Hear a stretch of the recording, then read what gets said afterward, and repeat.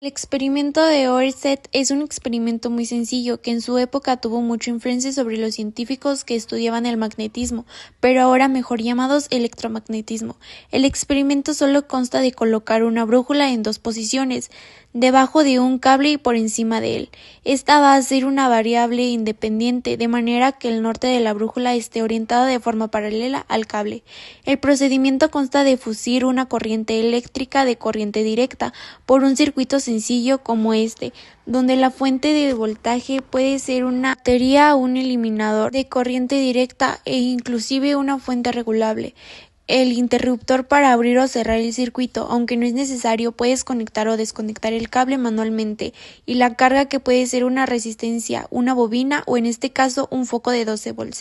Para conectar el circuito solo se conectan los dos cables de la fuente de voltaje a los cables de tu foco o resistencia, de manera que tu circuito esté en las distintas posiciones.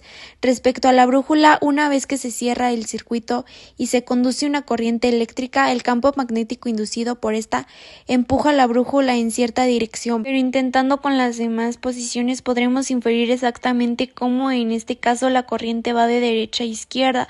Puedes observar que la brújula es movida hacia un norte magnético, diferente dirección a la base de la pantalla.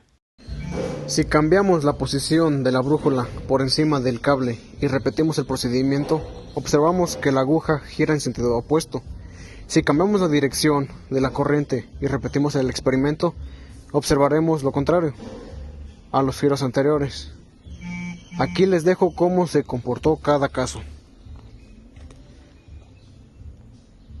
Para saber el sentido en el que gira la brújula, dependiendo de su posición y la polaridad del circuito, debemos seguir una sencilla regla, la regla de la mano derecha. Lo del pulgar representa el sentido de la corriente, va de positivo a negativo, y el giro de los dedos representa la dirección del campo magnético, formando círculos alrededor del alambre. Si colocamos un cable de manera perpendicular a varias brújulas y cerramos el circuito eléctrico para que una corriente eléctrica salga de la pantalla, las líneas del campo magnético serán circulares, por lo que la brújula se alinearán con la circunferencia cumpliendo la dirección de la regla de la mano derecha. Es por eso por lo que la brújula gira hacia abajo, al igual que los dedos de tu mano girarían hacia ese sentido. Pero ¿qué pasa cuando la brújula está por encima del cable? Se alinea con circunferencia de regreso, por eso gira hacia el lado contrario.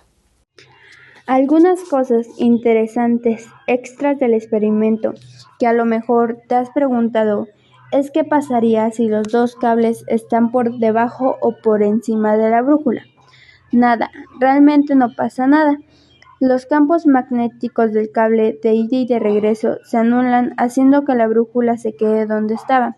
Ahora lo que te había prometido, de la cantidad de la corriente, si tú te conectas una carga muy pequeña, como un LED o una resistencia grande que consuma poca corriente, se creará un campo magnético muy pequeño, que muy apenas empujará tu brújula.